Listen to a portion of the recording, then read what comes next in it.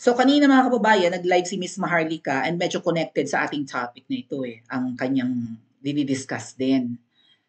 Isiniwalat ni Miss Maharlika yung plano nga na Oplan Eliminate the Enemy like 2023 pa lang. Like siguro 1 year pa lang na nakakaupo si Ngiwi, may Oplan na. Yung Oplan Eliminate the Enemy, baka binago ang pangalan, ginawang Operation Romanov.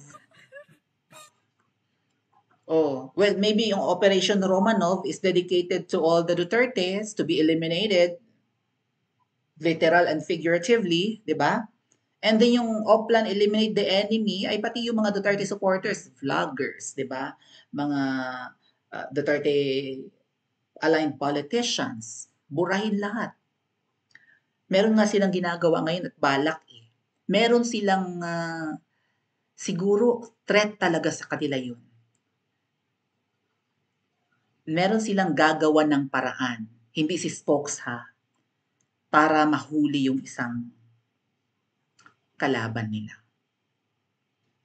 So nagtatago yung kalaban nila pero gagawa nila hihilutin nila ng bonggang-bongga. Tuso yung babaeng ahas. Tuso ang pamilya ng mga yan. Hindi sila papayag na kahit isa sa kanilang kalaban ay mananalo laban sa kanila. Dahil hanggat merong hindi nila naliligpit or napapatahimik, mga kababayan, ay hindi nila matatakot ang lahat. Okay? So, kita nyo yung nangyari, di ba, kay Percy. Oh, ang mga media ngayon, kung ayaw mo magorgor, ito mahimik ka. Kaya shout out dun kay Ma'am Eden na taga Net25 ba yun, yung laging kaaway ni Auntie Claire. Ay, Ma'am Eden, baka alisan ka ng ng accreditation kasi binabalak nila yan mga tat kuya. 'Di ba? Kung hindi nila gusto yung reporter or journal na pupunta sa kanilang press corps, alisin nila yung accreditation mo. Hindi nila gusto ang mga tanong mo. Mag-ingat ka, Ma'am Eden. Okay? So, ito daw, Oplan Eliminate the Enemy or itong mga pinaggagawa ng pamilya ni Mangga ay paghihiganti sa inilabas na polvoron video. And again, mga kababayan, ang sabi ni Attorney Rowena Guanzon, I think kahapon lang niya sinabi, matagal na yata sinasabi, vindictive or mapaghiganti ang pamilya ng mga yan. Kasi hindi lang naman ito umupo sila and then may nakaaway. Right? Hindi ito yung ngayon lang sila umupo, may mga bumabatikos and gagantihan. Hindi lang galing sa panahon ngayon ang kanilang, 'di ba, ugat ng paghihiganti.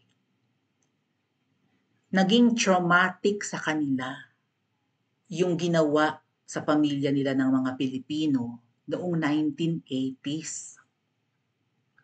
Kasi 'di ba, sa pelikula pa nga lang na pinroduce ni Mangga, ano baga ang ginawa? May mga nagkunwaring empleyado nila, halimbawa hardinero ng palasyo or maybe technician or electrician or maybe cook or maybe nurse ng tatay nila. Kinumbinsi sila na, and maybe ginagawa nila to ngayon. Baka ito ngayon ang purpose ng double agents, mga ate at kuya. Hindi kaya? Kasi ginawa yan sa kanila noon eh. May mga nanlinlang sa pamilya nila noon na nagkunwaring mga staff lang nila sa palasyo or maid nila. Yung pelikulang Maid in Malacanang. I-analyze nyo. Taon ang binilang sa kanila. Like 5 years, 1 decade. Di ba 21 years naman sa pwesto yung pamilya na yan? Ganyan kaganid yan, mga ate at kuya. Kung ano ang puno, siya ang bunga. Sabi nga ni Spoke Sally Roque kahapon sa Dahig. Hindi papayag ang mga yan na 6 years lang ang magiging term. Baka nga mag-forever pa yan. Baka nga maging mala North Korea ang Pilipinas. Diktador na malala. 'Di ba? Or gusto nilang maging monarchy ang Pilipinas. Pamilya nila ang magiging royal blood. Ituturing silang mga hari at reyna, prinsipe at prinsesa. Para hindi na sila makaalis sa power habang panahon. Uod na natin ang tatanga. kung magagawa nila yan at kung lahat tayo ay matatakot. Okay? Dahil kung hindi tarantado at mga demonyo ang mga yan, wala kami sa ibang bansa, mga kababayan. Panahon ng dilaw, ba't bumabatikos naman na kami nun sa dilaw? Kay ngoy-ngoy. Panahon ni PRRD, grabe namin makaaway ang mga dilaw. Pumapalag noon ang mga dilaw. Pero at least, buo ang loob namin dahil pro Duterte naman kami. Duterte ang nakaupo noong 2016 hanggang 2022. So nasa Pilipinas kami. We feel safe. Dahil una-una, walang mga addict, di ba? Yung presence ng men in uniform sa kung saan-saan, nakikita natin. May mga checkpoints, may mga sundalo sa mall, sa parks, di ba? Sa kung saan-saan, sa bawat barangay o sa kakalsadahan. Kumbaga, kung ano man yung threat na pwedeng gawin ng mga sindikato noon at ng mga dilaws, pasintabi, eh hindi maipush. Pati yung mga makakaliwa, humina ang mga makakaliwa nung panahon ni PRRD. Eh ngayon, namamayagpag ang makakaliwa. Hindi lang ito Unipink, Miss Sas, ha? Hindi lang ito Unipink. Unity na ito ng lahat ng mga demonyo sa Pilipinas.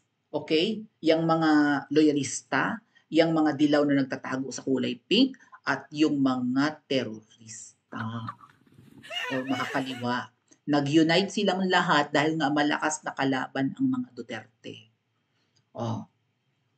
So, yeah, 'di ba? Hindi kami kakaba-kaba noon, mga ate at kuya, na anytime may dadampot sa amin or 'di ba? May bibigwas sa amin ng mga dilaw or pagbabarilin kami dahil nga Duterte ang namumuno. Eh ngayon, yung nambudol sa atin na itutuloy raw ang nasimulan ni Pangulong Duterte, ay yan ngayon ang hahunt sa amin. Hinahunting kaming mga maka-Duterte. Oh. You think magsistay ako abroad ng matagal kung safe sa Pilipinas? Anyway, ito nga raw po, kasi nga, di ba, kahit na sinasabi nila na, pakinggan natin ng konti si Miss Maharlika, kahit sinasabi nila na peke yung Polvoron video, na yun ay AI, na yun ay hindi singiwi, deep down, they knew and they know na video talaga ni Ngiwi yun.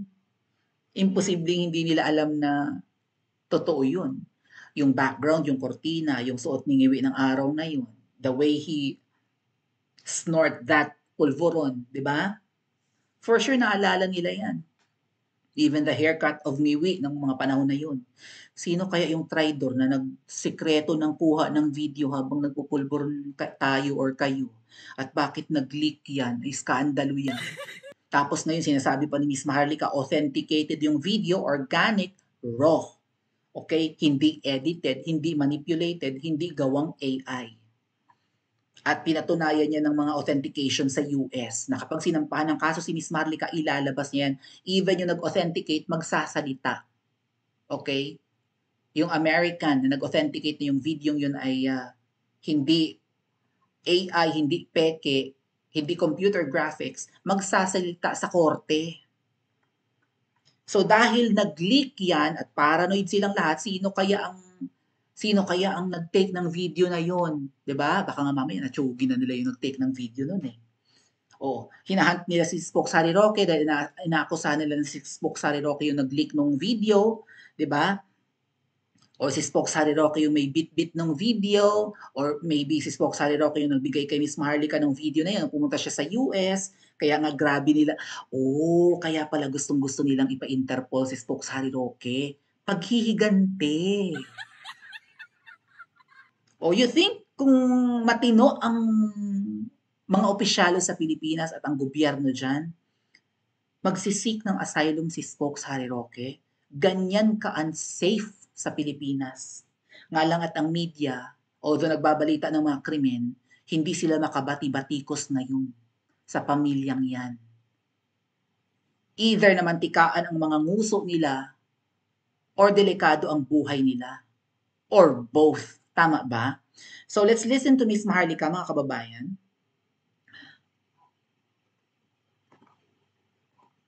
So alam naman ninyo na nagmamaang-maangan sila.